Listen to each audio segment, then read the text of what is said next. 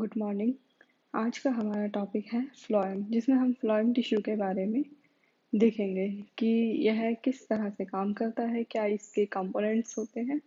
तो इनके बारे में हम स्टडी करेंगे। फ्लोएम कॉम्प्लेक्स टिश्यू होता है। ये कॉम्प्लेक्स टिश्यू से मतलब है जब कोई एक काम बहुत सारे टाइप के टिश्यू मिलकर के एक साथ करते हैं, तो इनमें ग्रुप ऑफ सेल्स है जो अलग अलग टाइप का पाया जाएगा। इसको हम कॉम्प्लेक्स टिश्यू कहते हैं। ऑल्सो नोन एज लैप्टॉम और बास्ट। फ्लोएम का दूसरा नाम लैप्टॉम और बास्ट होता है। इसको हम लैप्टॉम और बास्ट के नाम से भी जानते हैं। फ्लोएम टिश्यू भी बहुत प्रकार की सेल्स से मिलकर बना होता है।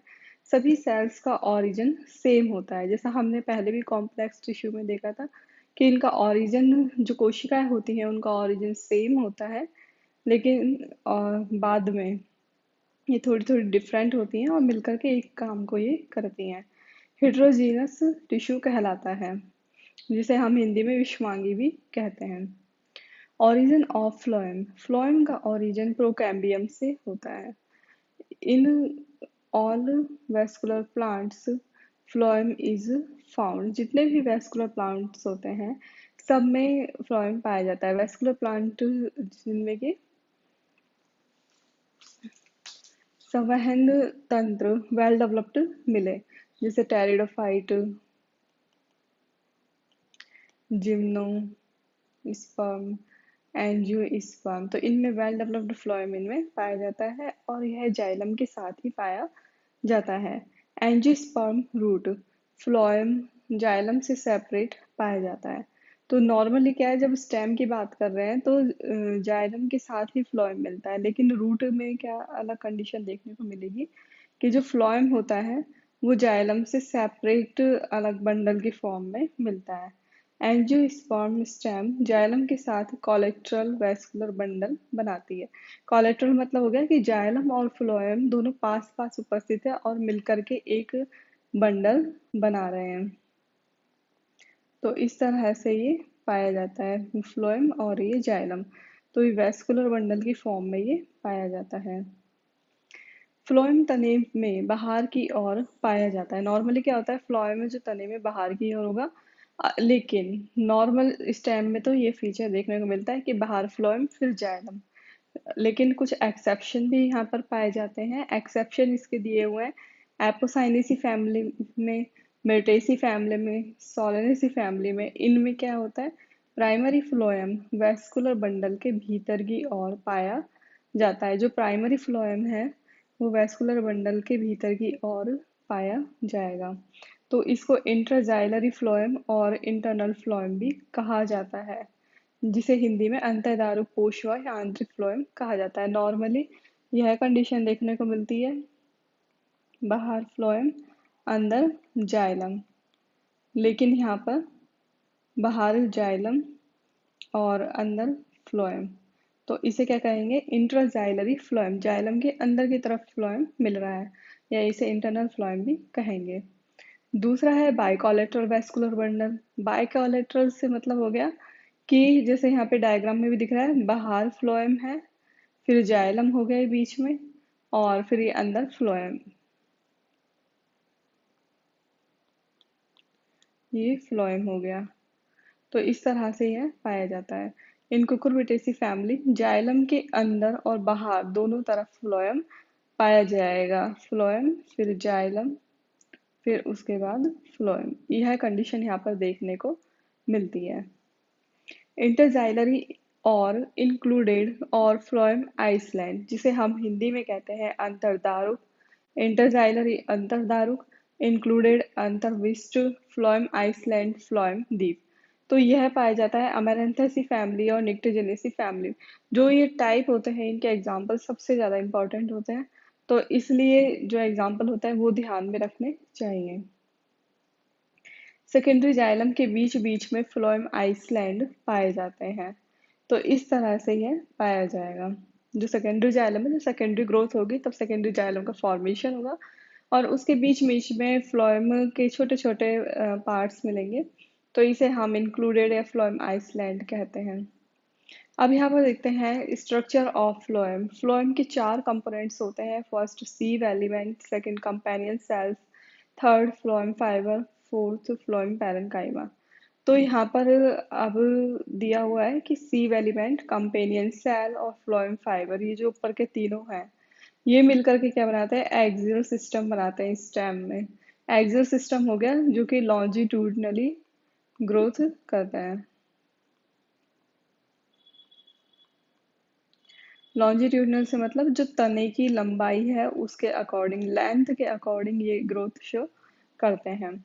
फ्लोएम फ्लोएम के अब यहाँ पे भी फ्लोएम ऐसे दिया हुआ है कि एक तो प्रोटोफ्लोएम हो गया और एक हो गया मेटाफ्लोएम। दो टाइप के किसी भी प्लांट में फ्लोएम पाए जाते हैं, प्रोटोफ्लोएम और मेटाफ्लोएम। प्रोटोफ्लोएम हो जाएगा, जैसे नाम से ही पता चल रहा है कि जो सबसे पहले प्लांट में बनते हैं, प्रोटोफ्लोएम कहलाते हैं।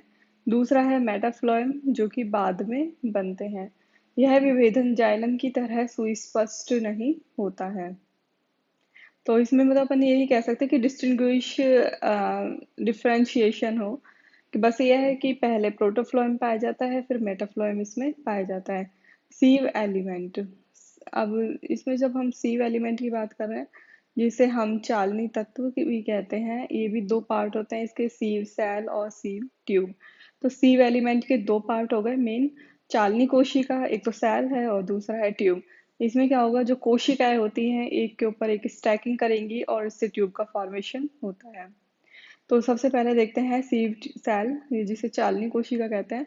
सिंगल सेल होती है, एक कोशिका पाई जाएगी सिर्फ। सीव प्लेट, ये चालनी पट्टिका इसमें नहीं पाई जाती है, तो इनके बीच में क्या होगा, सीव प्लेट नहीं मिलेगी। और जो सीव एरिया होता है, चालनी क्षेत्र है या सीव एरिया, वो समान रूप से सेल वॉल पर वितरित रहता है। तो एक सिंगल कोशिका के ऊपर सीव एरिया समान रूप से डिस्ट्रीब्यूटेड है और यह सीव सेल कहलाती है। दूसरा है सीव ट्यूब, चालनी नलिका। सीव सेल के एक के ऊपर एक अरेंजमेंट से यह बनती है। जब सीव सेल होती है वो एक के ऊपर एक अरेंज होती चली जाएगी, तो उस टाइम पर क्या होता है, उनके बीच की जो वॉल होती है वो गल जाती है या ब्रेक हो जाएगी वॉल, और उसके बाद सीव ट्यूब का फॉर्मेशन होता है। Sieve tubes are elongated and cylindrical, और सीव ट्यूब से इलोंगेटेड और सिलिंड्रिकल होती है। ट्यूब लाइक स्ट्रक्चर होगी तो इलोंगेटेड और सिलिंड्रिकल ये पाई जाती है। Different in length and with, जो सीव ट्यूब है उसकी लेंथ, लंबाई और विड्थ, चौड़ाई अलग अलग होती है। प्लांट टू प्लांट वेरी करेगी, स्पीसीज टू स्पीसीज वेरी करेगी और अलग अलग इसमें पाई जाती है। अब यहाँ देखते हैं सीव प्लेट, जैसे कि हमने पहले भी ये टर्म देखा है, सीव प्लेट क्या होती है, चालनी पट्टी का। तो अब इसके बारे में देखते हैं। सीव ट्यूब की जिस वॉल पर पोर या सीव एरिया पाया जाता है उसे सीव प्लेट कहते हैं। सीव ट्यूब है उसके जिस रीजन में या उसकी जो वॉल होगी जहाँ पे सीव या पोर्स पाए जाएंगे, छिद्र पाए जाएंगे, वो एरिया सीव प्लेट कहलाता है। अब सीव प्लेट भी दो प्रकार की होती है, सिंपल सीव प्लेट और कंपाउंड सीव प्लेट। सिंपल तो क्या हो जाएगा, जिसमें सिंगल मिलता हो और इसमें मल्टीपल मिलेगा। सिंपल सीव प्लेट फर्स्ट इसमें है, simple sieve plate. Single sieve area, इसमें एक सीव एरिया पाया जाता है। दूसरा है compound sieve plate, more than one sieve area is present. जब एक से ज्यादा सीव एरिया प्रेजेंट है तो उसे कंपाउंड सीव प्लेट कहेंगे, और जब सीव प्लेट में सिंगल सीव एरिया प्रेजेंट है तो उसे सिंपल सीव प्लेट कहते हैं। सेप्टा, इसमें ऑब्लिक सेप्टा इसमें पाए जाते हैं सीव ट्यूब में। अब यहाँ देखते हैं सीव एरिया। सीव एरिया क्या होता है, चालनी क्षेत्र कहलाता है। सीव सेल वॉल पर पोर्स का ग्रुप सीव एरिया कहलाता है। सीव सेल वॉल पर पोर्स का ग्रुप, जो सीव होती है, चालनी कोशिका की जो वॉल है उसके ऊपर पोर पाए जाएंगे, छिद्र पाए जाएंगे, और जिस जो छिद्र वाला एरिया हो गया, पोर वाला रीजन है, यह सीव एरिया कहलाता है। सीव पोर डायमीटर 0.5 से 15 माइक्रोन इसका साइज होता है। सीव सेल लिविंग होती है और इसमें लार्ज न्यूक्लियस पाया जाता है। जब चालनी कोशिका यंग है उस कंडीशन में या लिविंग मिलेगी और उसमें न्यूक्लियस भी पाया जाता है। लेकिन जैसे ही चालनी कोशिका मैच्योर होती है इन मैच्योर सीव सेल, इसमें न्यूक्लियस नहीं पाया जाता। तो जब न्यूक्लियस रहित या ऐसी सेल्स जिनमें न्यूक्लियस नहीं पाया जाता उसकी बात करते हैं प्लांट्स में, तो उसका एग्जाम्पल है सीव सेल। मैच्योर सीव सेल में न्यूक्लियस नहीं पाया जाता है, वैक्यूल के चारों ओर प्रोटोप्लाज्म फिल रहता है। सेल वॉल थिन और सेलुलोज की बनी हुई इसमें पाई जाती है। कैलोस डिपोजिशन, जब हम सीव सेल या सीव ट्यूब के बारे में बात करते हैं तो यह टर्म आता है कैलोस डिपोजिशन। तो सीव प्लेट पर सीव पोर की पेरिफेरी पर कैलोस का डिपोजिशन पाया जाता है। तो जो कैलोस होता है वो पॉलीसेकेराइड होता है, और जो सीव प्लेट है, सीव प्लेट के ऊपर सीव पोर पाए जाएंगे और इनके ऊपर किनारों पर कैलोस का डिपोजिशन होता है। नेक्स्ट है स्लाइम बॉडीज। स्लाइम बॉडीज क्या होती है? मैच्योर सीव सेल में प्रोटोप्लाज्म की पेरीफेरी पर प्रोटीनेशियस स्लाइम मटेरियल पाया जाता है और इसे स्लाइम बॉडीज कहते हैं। जो मैच्योर सीव सेल होगी अब उसमें प्रोटोप्लाज्म पाया जाता है। प्रोटोप्लाज्म की पेरीफेरी पे सेलुलोज प्रोटीनेशियस स्लाइम मटेरियल का डिपोजिशन होगा, और यह स्लाइम मटेरियल के डिपोजिशन के कारण इसे स्लाइम बॉडीज कहते हैं। नेक्स्ट है सिंगल ग्रुप में ये पाई जाती हैं। स्लाइम बॉडीज सिंगल हो सकती है या ग्रुप में पाई जाती है। स्लाइम बॉडीज सीव एलिमेंट में ट्यूबल्स या स्ट्रेटेड फाइब्रिल्स धारीदार रेशों के रूप में यह पाई जाती है। Callus is a cell wall material that can be deposited around sieve pore। तो इसमें भी जैसे दिया है कि जो कैलोज होता है वो एक सेल वॉल मटेरियल है जो कि सीव पोर के चारों ओर डिपॉजिट होता है। The deposition leads to as decrease in pore diameter and eventually to complete occlusion. तो ये क्या करता है, जो पोर का डायमीटर होता है उसके ऊपर ये डिपोजिशन इसका होता जाएगा, जिसके कारण क्या होता है, जो ऑक्लूजन है, जो कंडक्शन का काम हो रहा है फूड मटेरियल का, वो रुक जाता है। Callose formation has been shown to occur within minutes after injury and leads to tube occlusion within 10 to 20 minutes in some species। और यह प्रोसेस, कैलोस डिपोजिशन की प्रोसेस तब देखने को मिलती है जब कोई इंजरी हो गई है प्लांट को, तो उस टाइम पर यह उसे ब्लॉक करने का काम करता है। इसके अलावा यहाँ पे टर्म देखते हैं पी प्रोटीन। पी प्रोटीन क्या होता है? कैलोस के साथ मिलकर के काम करते हैं और सीव ट्यूब को ब्लॉक करने का यह काम करते हैं। अब इसके बाद देखते हैं activity period of sieve element. Sieve elements की एक्टिविटी पीरियड क्या होता है? Monocots, no secondary growth, sieve element always active. तो जो सीव एलिमेंट है इसका एक्टिविटी डिपेंड करता है कि सेकेंडरी ग्रोथ, जिन प्लांट्स में सेकेंडरी ग्रोथ पाई जाती है और उनमें क्लियरली दिखाई भी देती है, जब उनकी स्टेम कटिंग की जाती है तो उसमें क्या कलर का वेरिएशन दिखाई देता है स्टेम में, तो वहां पर यह एक्टिविटी हम देख सकते हैं। क्योंकि जैसे ही लो टेम्परेचर होता है, जो वेरिएशन आती है टेम्परेचर में, लो टेम्परेचर होते के साथ ही जो कैम्बियम होती है वो एक्टिविटी बिल्कुल स्लो कर देती है, बिल्कुल इनएक्टिव फॉर्म में चली जाती है। तो उस टाइम पर जो सीव एलिमेंट होते हैं वो भी इनएक्टिव हो जाते हैं। और जैसे ही टेम्परेचर राइज होता है, स्प्रिंग सीजन होता है, तो उस टाइम पर कैम्बियम एक्टिवेट होगी और एक्टिवेट होने के बाद सीव एलिमेंट भी एक्टिव हो जाते हैं। लेकिन जैसे मोनोकॉट प्लांट है, मोनोकॉट प्लांट में सेकेंडरी ग्रोथ नहीं पाई जाती है, तो उस कंडीशन में जो ये सीव एलिमेंट्स होते हैं हमेशा एक्टिव मिलते हैं। In dicotyledons and gymnosperm secondary growth present. जो डायकोटिलिडन्स और जिम्नोस्पर्म होते हैं इनमें सेकेंडरी ग्रोथ पाई जाती है। Sieve element active only for 1 or 2 season. तो इस कारण क्या होगा, वहाँ पे जो सीव एलिमेंट है वो 1 या 2 सीजन के लिए ही एक्टिव पाए जाते हैं। कंटिन्यूस न्यू सीव एलिमेंट फॉर्म, और इस कारण से यहाँ पर कंटिन्यूसली नया सीव एलिमेंट फॉर्म होता रहता है, जो कि मोनोकॉट में क्या, जो एक बार बन गया वो ही हमेशा एक्टिव रहता है। पेरेनियल मोनोकॉट बहुवर्षीय एक बीजपत्री।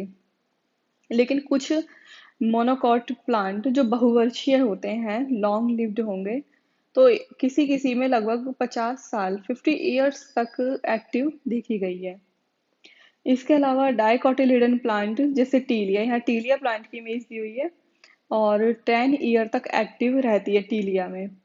सीव एलिमेंट के इनएक्टिव होने से पहले सीव प्लेट के दोनों ओर कैलोस का डिपोजिशन हो जाता है, जिससे सीव सेल का आपस में कांटेक्ट टूट जाता है। तो सीव एलिमेंट इनएक्टिव कैसे होगा? जो सीव प्लेट है, सीव ट्यूब के ऊपर सीव प्लेट पाई जा रही है, जहाँ पर सीव एरिया होता है, वहाँ पे पोर पर धीरे धीरे कैलोस का डिपोजिशन होने लग जाएगा। डिपोजिशन होने के कारण अब क्या होगा? जो सीव सेल्स हैं, सीव ट्यूब है, उनका आपस में कांटेक्ट टूट जाता है, और इस कारण से कंडक्शन ऑफ फूड रुक जाता है, और इस तरह से सीव एलिमेंट इनएक्टिव होता है। इसके अलावा एक टर्म और देखते हैं जब सीव एलिमेंट के बारे में हम पढ़ते हैं, तो टाइलोसॉइड्स। टाइलोसॉइड्स क्या होते हैं? कुछ प्लांट्स में पैरेनकाइमेटस सेल्स से प्रोलिफरेशन बनते हैं तथा सीव ट्यूब में एंटर करके उन्हें ब्लॉक कर देते हैं, इन्हें टाइलोसॉइड कहते हैं।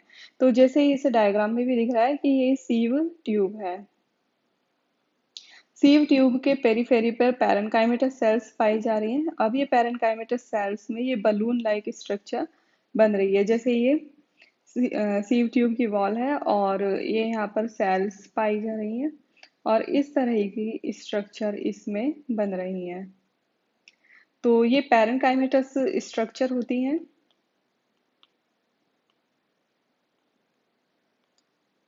पैरेनकाइमेटस सेल्स में प्रोलिफरेशन होगा।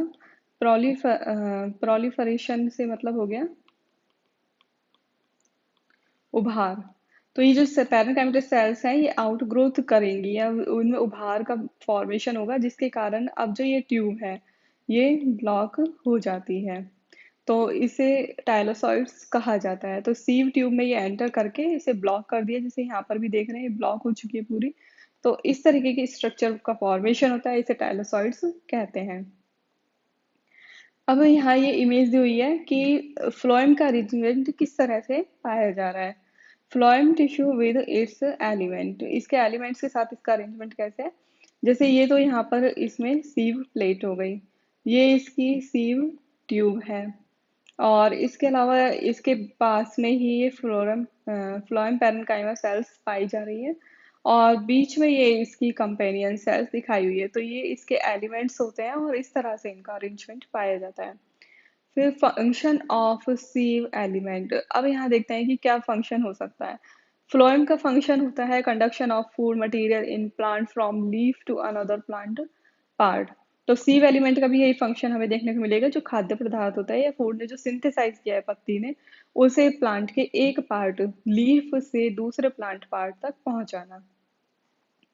नेक्स्ट देखते हैं कंपेनियन सेल। सीव एलिमेंट के बारे में हम देख चुके हैं, जिसमें सीव सेल और सीव ट्यूब के बारे में हमने देख लिया।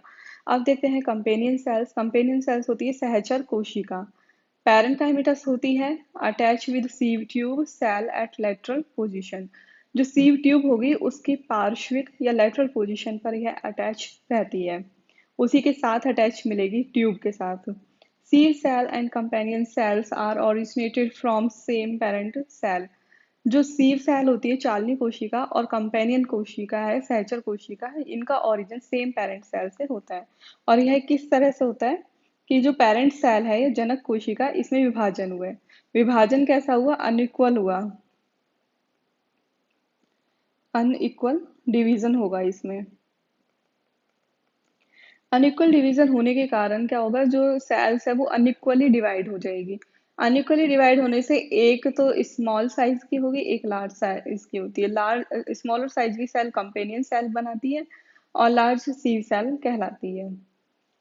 कंपेनियन सेल्स के अब हम कैरेक्टर्स देख सकते हैं, क्या क्या इसके क्या शेप होती है, साइज होता है, सेल वॉल किसकी बनी होती है, क्या इसके अंदर प्रेजेंट रहता है, तो इसके बारे में देखते हैं।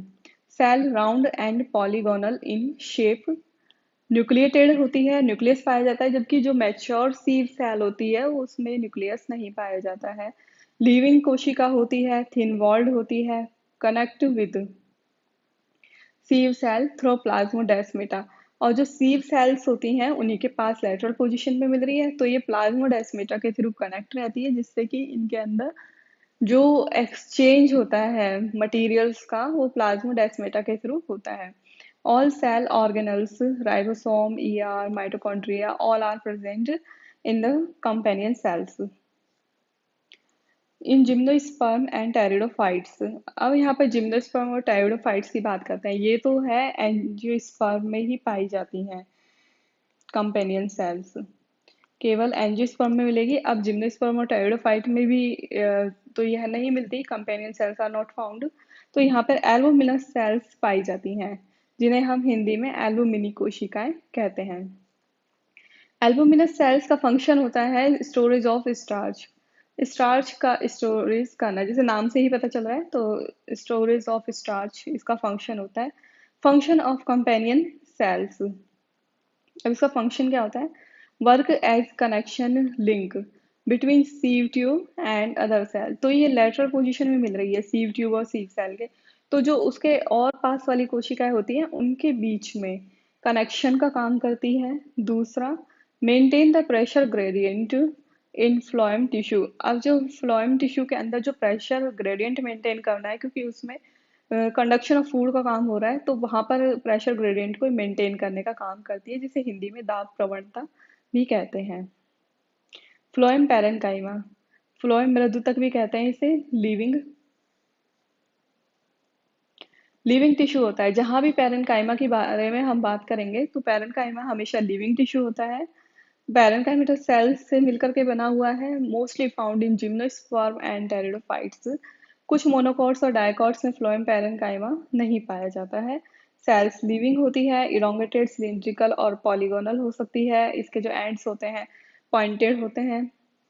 फ्लोएम एक्टिव, तो इनकी सेल वॉल सेलुलोज होती है। अगर phloem parenchyma phloem active form में है तो उस टाइम पे फ्लोएम पैरेन्काइमा की सेल वॉल सेलुलोज की मिलेगी, लेकिन जैसे ही फ्लोएम इनएक्टिव होगी तो इनएक्टिव होने पर स्क्लेरिफाइड हो जाएगी और यह थिक वॉल्ड हो जाती है। अरेंजमेंट विद फ्लोएम, अभी देखते हैं कि जो फ्लोएम पैरेन्काइमा है इसका फ्लोएम के साथ अरेंजमेंट कैसे पाया जाता है। प्राइमरी फ्लोएम के साथ लॉन्जिट्यूडनली अरेंज होते हैं। जो एक्सियल सिस्टम होगा उसके अकॉर्डिंग अरेंज रहेंगे प्राइमरी फ्लोएम में। फिर उसके बाद सेकेंडरी फ्लोएम के साथ लॉन्जिट्यूडनल एंड हॉरिजॉन्टली दोनों तरह से डेवलप होते हैं। प्राइमरी फ्लोएम में तो केवल एक्सियल सिस्टम ऊपर और नीचे तने की लंबाई के साथ ये अरेंज हो रहे हैं, लेकिन सेकेंडरी फ्लोएम में लंबाई और साथ में रेडियली इस तरह से ये डेवलप होते हैं। तो इसमें कह सकते हैं कि एक्सियल एंड रेडियल सिस्टम दोनों में ही अरेंज होते हैं। Radially arranged cells secondary phloem ray cell कहलाती है, जिन्हें हिंदी में द्वितीयक फ्लोएम अर्ध कोशिकाएं कहते हैं। अब यह देखते हैं फंक्शन ऑफ फ्लोएम पैरेन्काइमा। क्या क्या फंक्शन हो सकता है फ्लोएम पैरेन्काइमा का? फर्स्ट है storage of starch, fat, tannin, resin, mucilage crystals etcetera. तो पैरेन्काइमा का फंक्शन हो गया स्टोरेज करना। दूसरा है रेडियल सिस्टम में फूड मटेरियल का लेटरल कंडक्शन करना। रेडियली सिस्टम मिल रहा है इसमें, तो इसलिए ये लेटरली कंडक्शन करते हैं। कंपेनियन सेल के साथ प्रेशर ग्रेडियंट को मेंटेन करती है। अब देखते हैं फ्लोएम फाइबर, पोषवाह तंतु कहते हैं इसे हिंदी में। प्राइमरी एंड सेकेंडरी फ्लोएम दोनों में पाए जाते हैं। प्राइमरी फ्लोएम में प्रोटोफ्लोएम से डेवलप होते हैं और वेस्कुलर बंडल से बाहर की ओर पेरिसाइकल से पाए जाते हैं। तो प्राइमरी और सेकेंडरी दोनों में फ्लोएम फाइबर पाए जाएंगे। प्राइमरी फ्लोएम में प्रोटोफ्लोएम से डेवलप हो रहे हैं और वेस्कुलर बंडल से बाहर की ओर पेरिसाइकल में यह पाए जाते हैं। तो इस तरह से अरेंजमेंट देखने को मिलता है। ये पेरिसाइकल और इसके अंदर फ्लोएम, यहाँ पे जाइलम और ये पित्त, इस तरीके का अरेंजमेंट यहाँ पे देखने को मिलता है। तो इस वाले में जो प्राइमरी फ्लोएम की हम बात करें तो यहाँ पे पेरिसाइकल में ये जो फ्लोएम फाइबर है यहाँ पर ये पाए जाएंगे बाहर वाली जगह। सेकेंडरी फ्लोएम में अंदर की ओर पाए जाते हैं। सेकेंडरी फ्लोएम में क्या होगा, वो अंदर की तरफ डेवलप होंगे। ऑरिजिन फ्यूजिफॉर्म इनिशियल से इनका ऑरिजिन होता है। जब हम आगे कैम्बियम के बारे में पढ़ेंगे तो उसमें देखेंगे कि कौन कौन से इनिशियल पाया जाता है और किस तरह से जो सेकेंडरी टिश्यू है उनका फॉर्मेशन होता है, तो वहाँ पे इसके बारे में हम डिटेल में देखेंगे। Thick secondary wall dead cell होती हैं, इलोंगेटेड होती हैं, इनके पॉइंटेड एंड्स एक दूसरे से इंटरलॉक्ड होते हैं।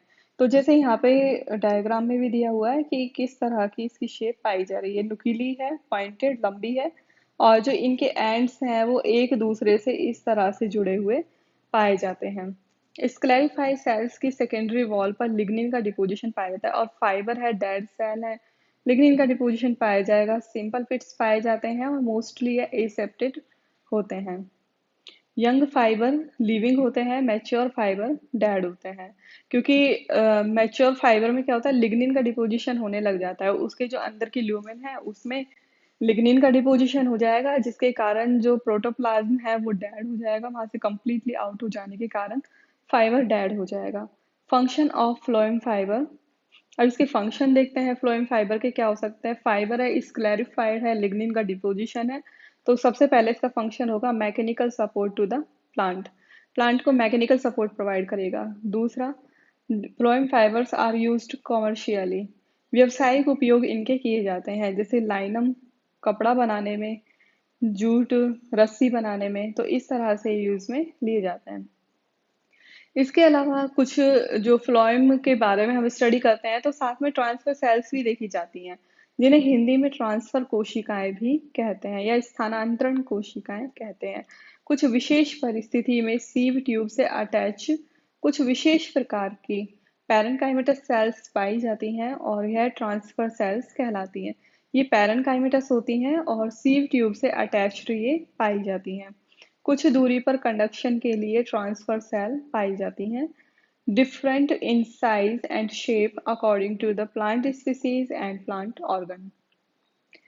सेल मेम्ब्रेन, अब ये जो ट्रांसफर सेल है इनकी स्पेसिफिसिटी यह होती है, विशेषता यह मिलेगी, सेल मेम्ब्रेन इनमें इनवॉल्यूटेड होती है, वलयित अंदर की तरफ इसमें इस तरह से यह पाई जाएगी जैसी सेल मेम्ब्रेन। तो इनमें इनवॉल्यूटेड सेल वॉल पाई जाती है। Cell membrane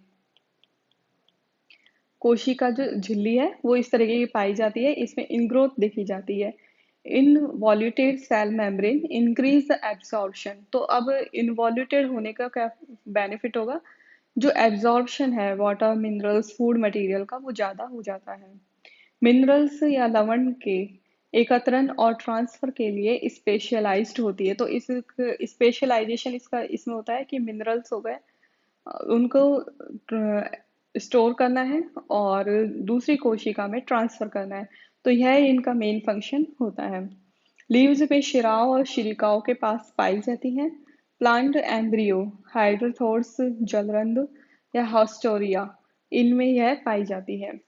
transfer cell minerals and food material के ट्रांसफर में काम आती है। जब मेटाबोलाइट्स की स्थानांतरण की अधिक आवश्यकता होती है तब ट्रांसफर सेल्स डेवलप होती है। जब प्लांट में यह होता है कि मेटाबोलाइट बहुत ज़्यादा बन रहे हैं तो उस टाइम पे ये इनका काम क्या होता है, ज़्यादा से ज़्यादा मिनरल और फूड मटेरियल को स्टोर करके आगे सप्लाई करना इनका काम होता है। Thank you.